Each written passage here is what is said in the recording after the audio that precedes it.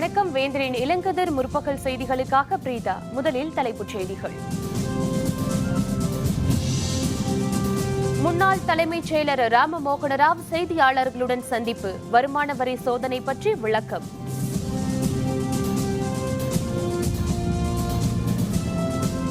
சபரிமலை ஐயப்பன் கோவிலில் பெண்களுக்கு அனுமதி இல்லை. கேரள மாநில அரசு திட்டவட்டம். பழைய பணத்தால் வைத்திருந்தால் தண்டனை. அவசர சட்டம் கொண்டுவர மத்திய அரசு திட்டம். வர்தா புயல் பாதிப்பு குறித்து ஆய்வு. மத்திய குழு இன்று மாலை தமிழகம் வருகை.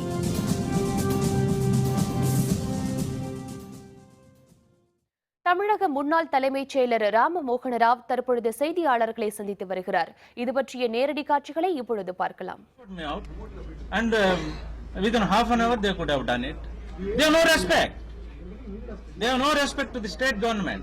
They have no respect to the state. They have no respect to the officers of the collectors, officers of the chiefs. How did you believe the collector tomorrow? Who will protect you? We are protecting you. You may say so many things.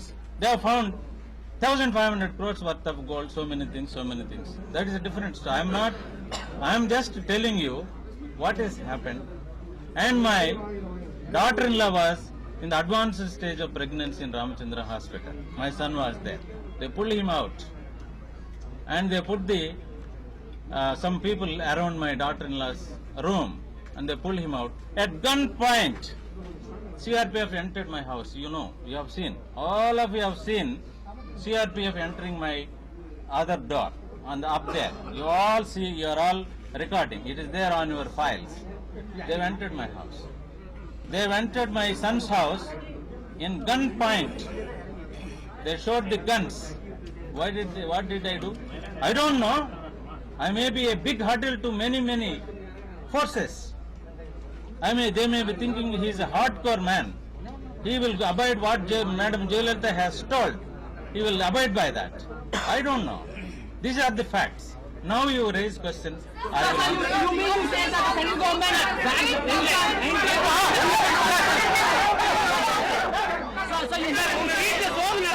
you mean to say that central government was trying to get the state government's secrets? Are you being targeted? What the purpose of that? Sega Reddy தொடர்ந்ததா உங்களை சோதனை பண்ண சொன்னாங்க. அதுக்கு முகாந்திரம் என்னடா?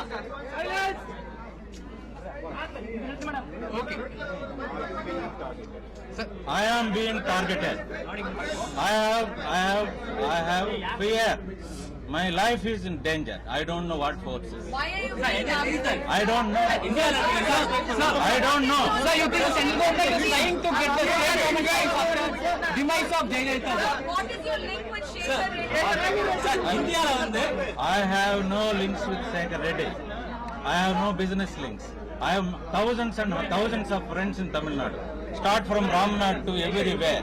You go and ask anybody. My house is open. Many of you would have come to me. I would have helped many people. I have nothing to do with Shekhar Reddy. I have nothing to do with his business. I have not held any positions where I sign, excepting this chief secretary. And he has nothing to do with any government business. I have not seen his papers. Wait! I am telling you first. I am telling you, I have nothing to do with him. He may be a businessman. He may be known to me. That does not mean many of the people known to me. I am chief secretary. I have been in Tamil Nadu for the last 31 years. I know many people. I have held many positions in both governments. So he was getting sand money. How did he get sand money? What are you talking? That is BWD department. I am not. Wait.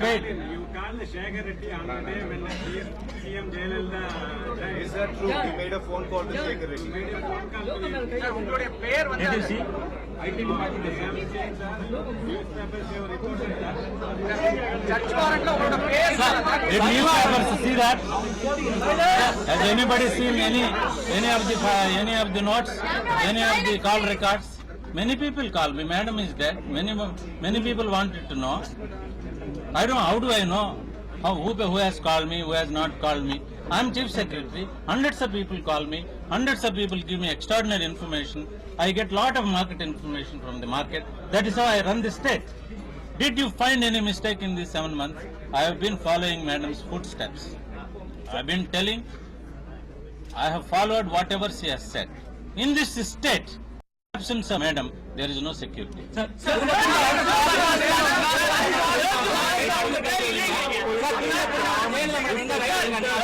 மத்திய அரசு அவங்க இந்த சூழ்நிலையை பயன்படுத்தி தமிழக அரசு CRPF என்னத்துக்கு வந்தாங்க சொல்லுங்க.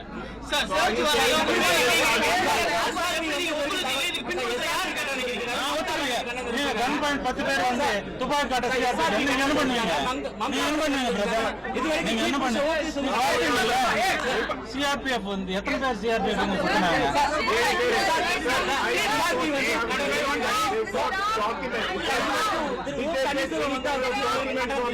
அதாவது தமிழக முதல்வர்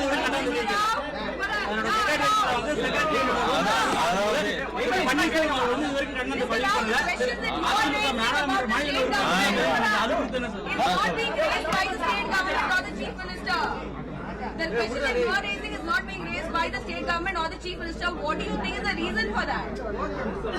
I am a simple man today. I want to tell you what has been found, how these things have happened. Because all of you know, for the last 5-6 years, many people have been saying many things. I wanted to make myself clear. This is the purpose of this meeting. Thank you very much.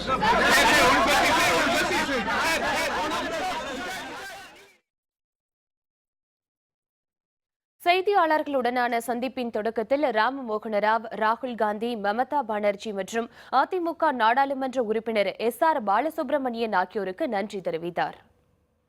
First of all, I wanted to thank Madam Mamata Banerjee. I wanted to thank Madam Mamata Banerjee, Honorable Chief Minister of Tamil Nadu, Honorable Chief Minister of West Bengal. I wanted to thank Rahul Gandhi for supporting my cause. I wanted to thank SRB, SR Balasubramaniam, AIDMK MP and former Union Minister. I wanted to thank Dhiran, AIDMK spokesperson. First of all, my heartfelt thanks to all of them who have supported me in this regard. I wanted to tell what has been found in my house.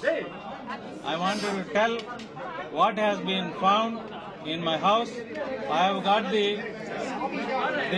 Panchanamas with me. I will hand over to you. I will hand it over to you, the Panchanama, what the Income Tax Department have found in this house. தொடர்ந்து ராமமோகன ராவின் செய்தியாளர்கள் சந்திப்பை பார்க்கலாம். I am not waiting. I will answer all your questions. I will answer all your questions.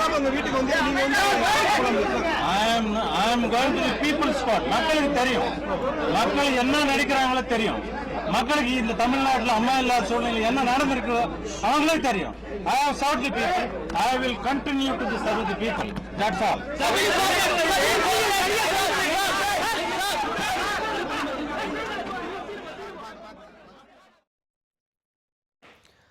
Goa விமான நிலையத்திலிருந்து புறப்பட்ட விமானம் சக்கரம் கழன்று விபத்துக்குள்ளானதில் 15 பயணிகள் காயமுற்றனர். இன்று காலை துபாயிலிருந்து கோவா வந்த ஜெட் ஏர்வேஸ் விமானம் அங்கிருந்து மும்பைக்கு புறப்பட்டது. அப்போது திடீரென விமானத்தின் சக்கரம் கழன்றதால் விமானம் நிலை தடுமாறி விபத்துக்குள்ளானது. உடனடியாக சம்பவ இடத்திற்கு விரைந்த மீட்பு படையினர் விமானத்தில் இருந்த 154 பயணிகளை பத்திரமாக மீட்டனர். அவர்களில் 15 பேருக்கு லேசான காயம் ஏற்பட்டது. விபத்து காரணமாக நண்பகல் 12:30 மணி வரை விமான நிலையம் மூடப்பட்டுள்ளது. இந்த சம்பவம் தொடர்பாக மத்திய விமானப்படை ஆணையரகம் விசாரணைக்கு உத்தரவிட்டுள்ளது. பிரதமர் மோடியின் பண மதிப்பிழப்பு நடவடிக்கைக்கு எதிராக தில்லியில் சோனியா தலைமையில் இன்று நடைபெறுகிறது. மத்திய அரசின் பண மதிப்பிழப்பு நடவடிக்கைக்கு எதிராக நாடாளுமன்றத்தில் எதிர்க்கட்சிகள் தொடர்ந்து அமளியில் ஈடுபட்டதால் குளிர்கால கூட்டத்தொடர் முழுவதும் முடங்கியது. அடுத்த கட்டமாக 16 கட்சிகளை ஒன்று திரட்ட முடிவு செய்த காங்கிரஸ் கட்சி சோனியா காந்தி தலைமையில் அனைத்து கட்சி கூட்டத்துக்கு அழைப்பு விடுத்தது. மேற்கு வங்க முதல்வரும் திரிணாமுல் காங்கிரஸ் கட்சி தலைவருமான மமதா பானர்ஜி, தில்லி முதல்வரும் ஆம் ஆத்மி கட்சி தலைவருமான அரவிந்த் கெஜ்ரிவால் கெஜ்ரிவால் உள்ளிட்ட தலைவர்கள் பங்கேற்கின்றனர். இந்த கூட்டத்தில் பங்கேற்கப் போவதில்லை என மார்க்சிய கம்யூனிஸ்ட், நிதிஷ்குமாரின் ஐக்கிய ஜனதா தளம் மற்றும் சரத் பவாரின் தேசியவாத காங்கிரஸ் கட்சிகள் தெரிவித்துள்ளன.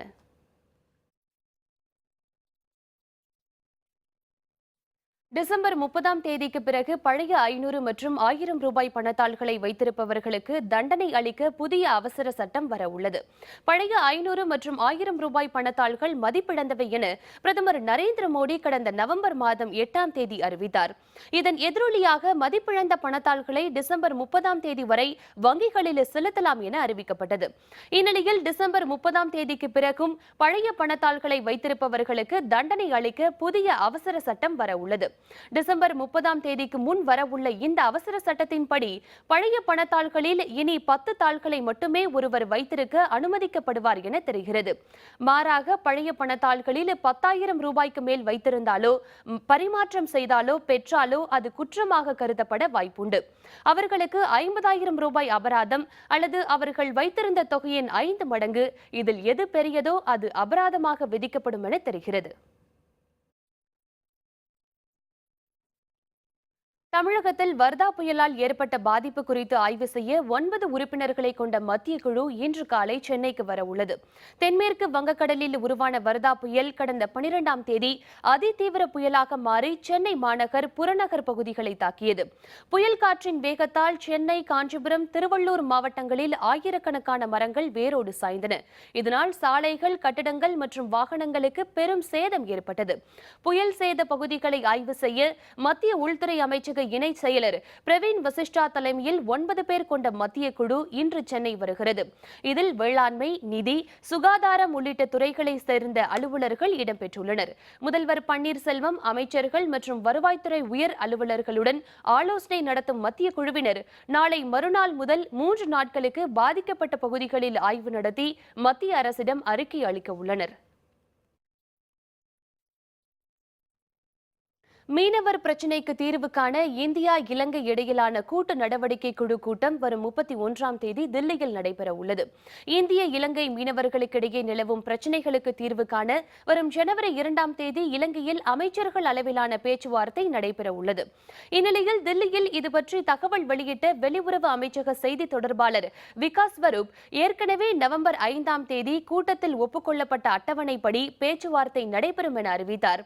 எனினும் அமைச்சர்கள் அளவிலான கூட்டத்துக்கு முன்னதாக துறை செயலர்கள் அளவிலான கூட்டு நடவடிக்கை குழு கூட்டம் வரும் 31ஆம் தேதி தில்லியில் நடைபெறும் எனவும் விகாஸ் ஸ்வரூப் தெரிவித்தார்.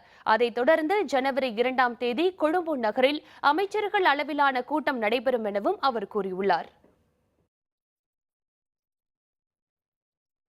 சபரிமலை ஐயப்பன் கோவிலுக்குள் பெண்கள் அனுமதிக்கப்பட மாட்டார்கள் என கேரள மாநில அரசு திட்டவட்டமாக தெரிவித்துள்ளது. சபரிமலையில் தரிசனம் செய்வதற்கு அனைத்து பெண்களையும் அனுமதிக்க வேண்டும் என கோரி தில்லியை சேர்ந்த இளம் வழக்கறிஞர் சங்கம் சார்பில் உச்சநீதிமன்றத்தில் மனு தாக்கல் செய்யப்பட்டது. சபரிமலை ஐயப்பன் கோவிலுக்குள் 10 முதல் 50 வயது வரையிலான பெண்கள் அனுமதிக்கப்படுவதில் இல்லை என மனுவில் குறிப்பிடப்பட்டுள்ளது. இந்த வழக்கு உச்சநீதிமன்றத்தில் நிலுவையில் உள்ளது. இந்நிலையில் சபரிமலை கோவில் அமைந்த காலத்திலிருந்து கடைபிடிக்கப்பட்டு வரும் நடைமுறையில் மாற்றமில்லை என தெரிவித்துள்ள கேரள மாநில அரசு கோவிலுக்குள் பெண்கள் அனுமதிக்கப்பட மாட்டார்கள் என திட்டவட்டமாக தெரிவித்துள்ளது.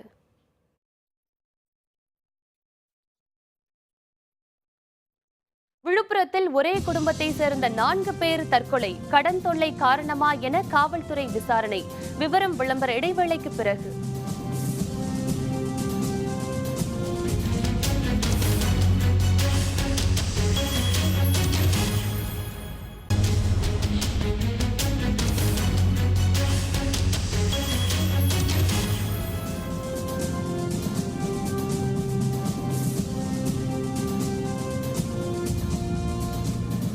செய்திகள் தொடர்கின்றன. மதிமுக உயர்நிலை குழு கூட்டம் வைகோ தலைமையில் நடைபெற்று வருகிறது. சென்னை அண்ணா நகரில் உள்ள வைகோ இல்லத்தில் நடைபெறும் கூட்டத்தில் பல்வேறு பிரச்சினைகள் பற்றி விவாதிக்கப்படுவதாக தெரிகிறது. கூட்டத்தில் மதிமுக அவைத்தலைவர் திருப்பூர் துரைசாமி, மல்லை சத்யா, ஈரோடு கணேசமூர்த்தி உள்ளிட்ட உயர்நிலை குழு உறுப்பினர்கள் 15 பேர் கலந்து கொண்டுள்ளனர்.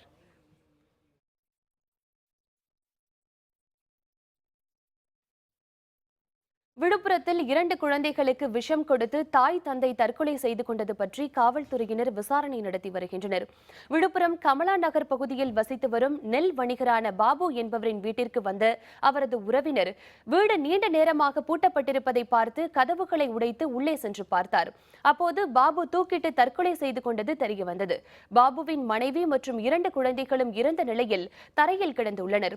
இதுபற்றி காவல்துறையினருக்கு தகவல் தரப்பட்டதை அடுத்து உடல்களை கைப்பற்றி விழுப்புரம் அரசு மருத்துவமனைக்கு அனுப்பி வைத்தனர். சம்பவம் பற்றி காவல்துறையினர் விசாரணை நடத்தி வருகின்றனர். வந்து ரயில்வே ஸ்டேஷன் இட்டுன்னு வந்து விட்டது இங்கே 9:40 இருக்கும். இட்டுன்னு வந்துட்டு டிஃபன்லாம் கிடவுல வாங்கி கொடுத்துட்டு இந்த பக்கத்தில் மாவு வாங்கி கொடுத்து சமையல் பண்ணி கொடுத்துட்டு சாப்பிட்டு சரி நான் வரமான்னு சொல்லிட்டு கீழே கூறு இருக்குது. வெளில அடிச்சேன் கதவு திறக்கல. அப்புறம் கதவில் கழிச்சு கதவு திறந்துருக்கு.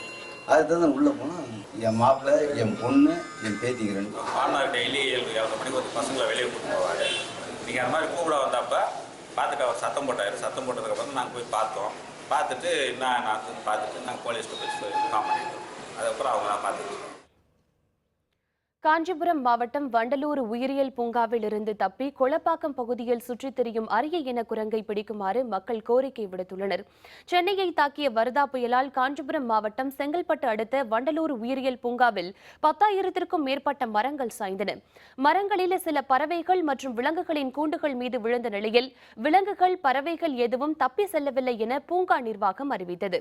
இந்நிலையில் வண்டலூரை அடுத்த கொளப்பாக்கம் பகுதியில் அரிய இன நீலகிரி கருமந்தி ஒன்று சுற்றி தெரிந்து வருகிறது. குடியிருப்புகள் தோறும் சுற்றி வரும் இந்த கருமந்தியால் அந்த பகுதி மக்கள் அச்சத்தில் உள்ளனர்.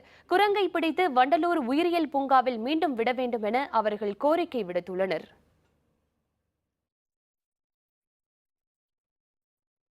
அரசு மானியம் வழங்கி மண்பாண்ட தொழிலை ஊக்குவிக்க வேண்டும் என தருமபுரி மாவட்ட மண்பாண்ட தொழிலாளர்கள் கோரிக்கை விடுத்துள்ளனர். பொங்கல் திருநாளின் போது பெரும்பாலான கிராமங்களில் மண் அடுப்புகளில் பொங்கல் வைப்பது வழக்கம். தருமபுரி மாவட்டத்தில் கிருஷ்ணாபுரம், பென்னாகரம், அதியமான்கோட்டை உள்ளிட்ட பகுதிகளில் 200க்கும் அதிகமான குடும்பங்கள் மண்பாண்டம் செய்யும் தொழிலில் ஈடுபட்டு வருகின்றன. இங்கு தயாராகும் மண்பாண்டங்கள் மற்ற மாவட்டங்களுக்கும் அனுப்பப்படுகின்றன. தருமபுரி மாவட்டத்தில் பொங்கல் திருநாளுக்கான மண் அடுப்புகள் தயாரிக்கும் பணி தற்பொழுது முனைப்புடன் மேற்கொள்ளப்பட்டு வருகிறது. இதனிடையே தங்கள் தொழில் மிகவும் நலிவடைந்திருப்பதாக கூறும் மண்பாண்ட தொழிலாளர்கள் தமிழக அரசு மானியம் வழங்கி மண்பாண்ட தொழிலை ஊக்குவிக்க வேண்டும் என்று கோரிக்கை விடுத்துள்ளனர். இப்போ பெரும்பாலான இப்போ சக்கரை பொங்கல், வெண்பொங்கல் செய்கிறாங்க. அதனால் எங்கள் தொழில் நடுவில் போச்சு. முதல் வைக்க முடியல. முதல் வைக்கிறதால மண் எடுக்க விட மாட்டேன்ட்டாங்க கவர்மெண்ட்டில். மாதத்துக்கு 2 வண்டி மண்ணுனா எங்களுக்கு பத்தாது. அந்த தடையை நீக்கி எங்களுக்கு உபகரணமானது மண். மெயின் வந்து எங்களுக்கு மண் தேவை. மண் எடுக்கும்போது அனுமதி வழங்கும்போது கவர்மெண்ட்டு எடுத்துக்கொள்ளுங்க. முன்ன வந்து விவசாயம் நல்லா இருந்துச்சு. நல்லா பானை, பெரிய பெரிய பானை எடுத்தாங்க. இப்போல்லாம் சின்ன சின்ன குடவை எடுக்கிறதுக்கு ஆரம்பிச்சிட்டாங்க. தொழில் வந்து ரொம்ப நலிவடைந்து போச்சு. அத்தியாவசிய பொருள் நாங்கள் வாங்கிறதுக்கு மண், மணல், இது சுழ வைக்கிறதுக்கு விறகு, பட்டைங்க, சோகை, ஏரியில் மண் அதெல்லாம் பர்மிட் மூலிமா தான் நாங்கள் எடுத்துகிட்டு வரோம். எங்களுக்கு இது வேண்டி எங்களுக்கு கொஞ்சம் ஈஸியாக கிடைக்கிறதுக்கு எங்கள் அரசாங்கம் எங்களுக்கு கொஞ்சம் ஒத்துழைக்கணும். கொடைக்கானலில் உறைபனி காலம் தொடங்கியுள்ள நிலையில் அங்குள்ள பச்சை பசேல் புற்களின் மேல் வெள்ளை கம்பளம் விரித்தது போல பனி காட்சியளிக்கிறது. மலைகளின் இளவரசி என அழைக்கப்படும் இடம் கொடைக்கானல். குளுமை நிறைந்த கோடைக்கால சுற்றுலா தலமான கொடைக்கானலில் டிசம்பர் முதல் பிப்ரவரி வரை கடும் உறைபனி பொழிவு காணப்படும். இந்த ஆண்டு பருவமழை பொய்த்து போன நிலையில் நவம்பர் மாதம் முதலே கடும் குளிர் நிலவி வருகிறது. கடந்த 1 வார காலமாக இரவில் 6 டிகிரி வரை கடும் குளிர் காணப்படுகிறது. மக்கள் சாலையோரம் நெருப்பு மூட்டி குளிர் காய்ந்து வருகின்றனர். இதனிடையே நேற்று அதிகாலையில் 4 டிகிரிக்கும் குறைவாக தட்பவெப்பநிலை காணப்பட்டதுடன் புற்களின் மேல் விழுந்த பனித்துளிகள் உறைந்து உறைபனியாக மாறின. குறிப்பாக கொடைக்கானலின் நீர்பிடிப்பு பகுதியான ஜிம்கானா பகுதியில் உறைபனி அதிகம் காணப்பட்டது. பசும் புல்வெளிகளின் மேல் வெள்ளை கம்பளம் விரித்தது போல உறைபனி காட்சியளிப்பது கண்கொள்ளா காட்சியாக உள்ளது.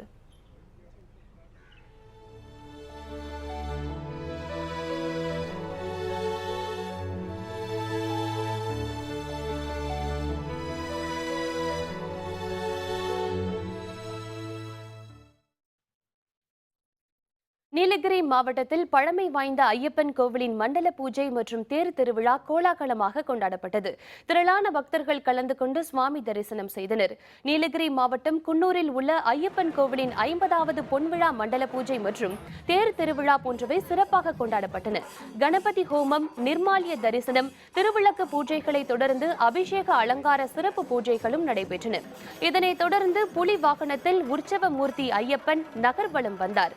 சண்டை வாத்தியங்கள் முழங்க பெண்கள் விளக்குகள் ஏந்தி வந்தனர்.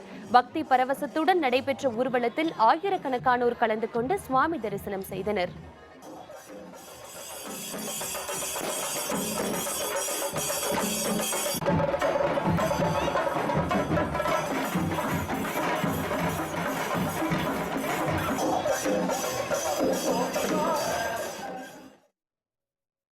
ஈரோடு மாவட்டம் கருங்கல்பாளையம் அருள்மிகு ஐயப்பன் கோவில் மண்டல பூஜை விழாவை ஒட்டி நடைபெற்ற திருவிளக்கு ஊர்வலத்தில் திரளான பெண்கள் பங்கேற்றனர். ஐயப்பன் மண்டல பூஜை நிறைவு விழாவை ஒட்டி ஈரோடு அருள்மிகு ஈஸ்வரன் கோவிலில் ஐயப்பனுக்கு மலர்களால் சிறப்பு அலங்காரம் செய்யப்பட்டு மகா தீப ஆராதனை காட்டப்பட்டது.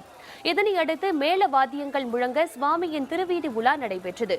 இந்த ஊர்வலத்தில் சுற்றுவட்டார பகுதிகளைச் சேர்ந்த திரளான பெண்கள் பங்கேற்று விளக்குகளை ஏந்தி சென்றனர். ஈஸ்வரன் கோவிலில் தொடங்கிய ஊர்வலம் மணிக்கூண்டு, ஜின்னா சாலை, காவிரி சாலை வழியாக கருங்கல்பாளையம் ஐயப்பன் கோவிலில் நிறைவடைந்தது.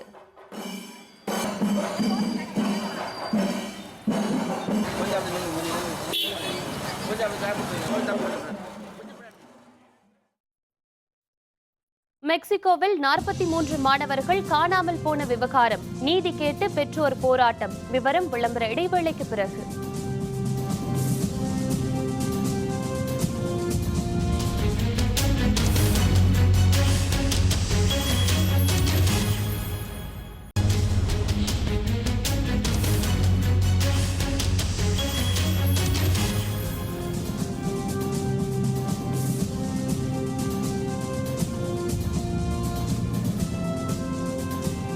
செய்திகள் தொடர்கின்றன. இனி அயலகச் செய்திகள்.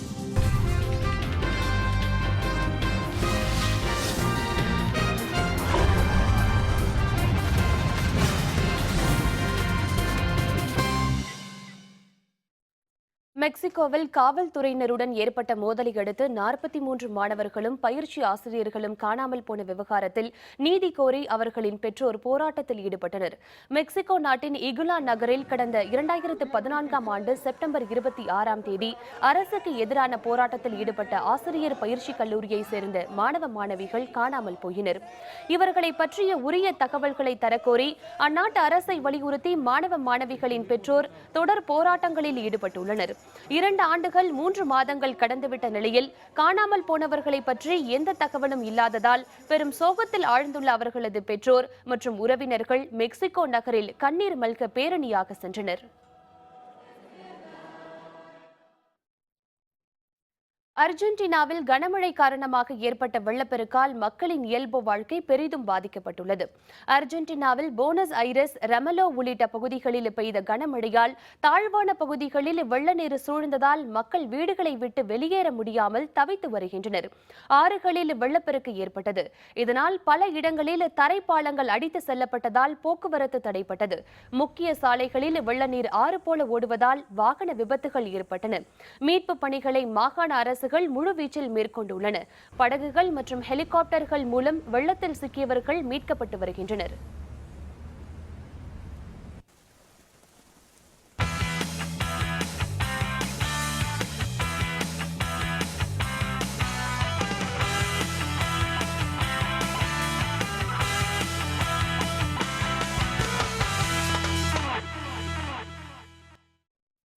ஆஸ்திரேலியாவுக்கு எதிரான 2வது டெஸ்ட் கிரிக்கெட் போட்டியில் பாகிஸ்தான் அணியின் தொடக்க ஆட்டக்காரரான அசார் அலி சதம் அடித்தார்.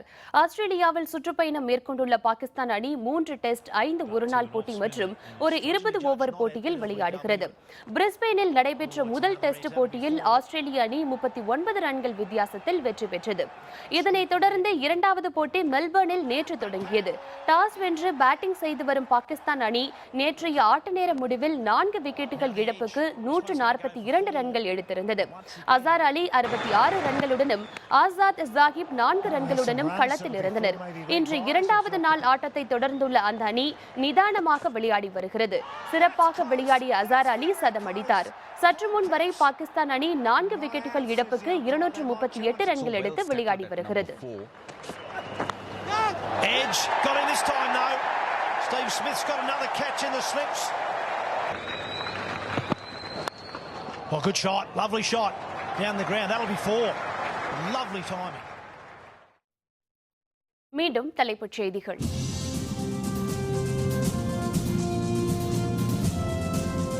வருமான வரித்துறை சோதனை, அரசியல் சாசனத்தின் மீதான தாக்குதல், ராம மோகன ராவ் எதிர்ப்பு.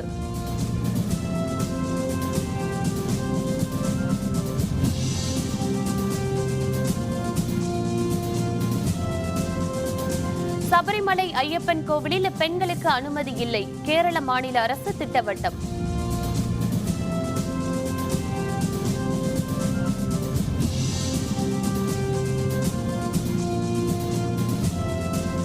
பழைய பணத்தால் வைத்திருந்தால் தண்டனை, அவசர சட்டம் கொண்டுவர மத்திய அரசு திட்டம்.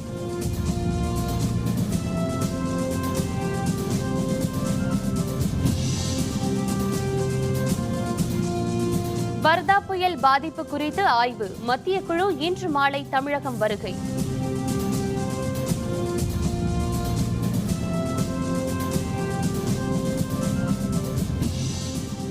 இத்துடன் வேந்தரின் இளங்கதிர் முற்பகல் செய்திகள் நிறைவடைந்தன. மீண்டும் பகல் 1:30 மணிக்கு வேந்தரின் உச்சிவேளை பகல் செய்திகளில் சந்திப்போம். வணக்கம்.